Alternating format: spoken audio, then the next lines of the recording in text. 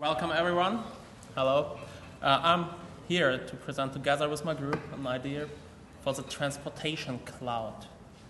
You might wonder what it is. It comes from a problem that we all know. Every day, thousands of trucks are clogging up the right and left lanes of the European highways. Every day. They are running as mobile warehouses or basically they are standing a lot of time. In total, over 40 million tons of carbon dioxide are emitted by trucks for transportation of goods every year in Germany alone. And the worst part, 20% of the trucks run over time on average totally empty. We are letting them run empty space around. And then we came to ask one question: how can we make that more sustainable? And how can we do that without limiting the individual free movement of goods? I mean, we can't tell everyone, okay, stop using trucks, meet at the railway, and the railway will only go from Hamburg to Bremen, but not stop in the middle. No, that doesn't work. But we thought, how can we learn from somewhere else? And we found one thing where we can learn from. It's the Copenhagen's S-train system. This system enables people to take their bike with them for free. 630,000 bikes were on the trains in May 2011 alone. And now we thought, what does it do on a conceptual level? Really, what does it do? And it does one thing. First, people can individually cycle to the station, take a joint train ride afterwards, and go on with individual cycling. So to put it into a more scientific model, it's this. From individual to a collective transportation solution to individual again.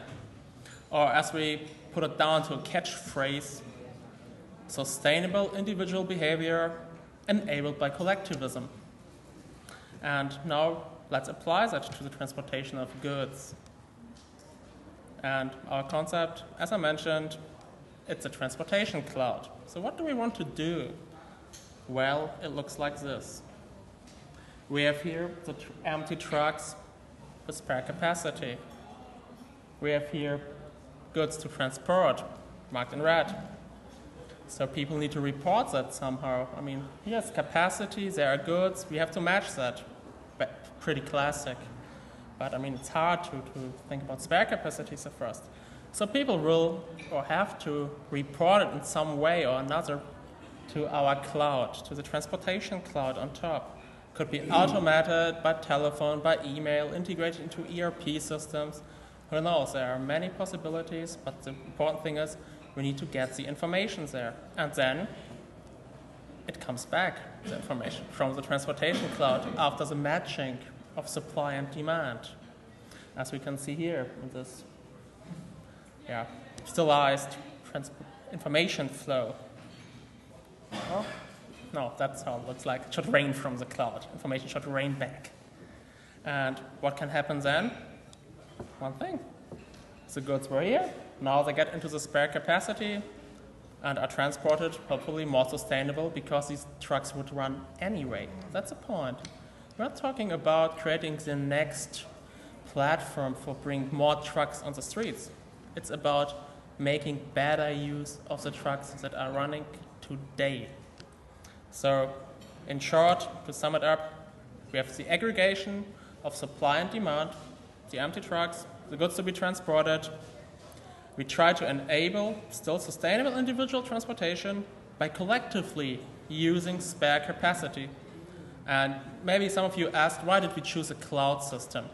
Because it's trendy? No, for a simple reason. To minimize the negative impacts of additional IT infrastructure by centralizing it at one point. So I hope the next slide looks right. It does, didn't look right here. So if you're interested to research with us on that topic or implement this idea with us, just drop us a line or ask us now, I guess. Okay. That's it. Thanks. Thank you. Before signing the check, please ask some questions. Okay, thank you.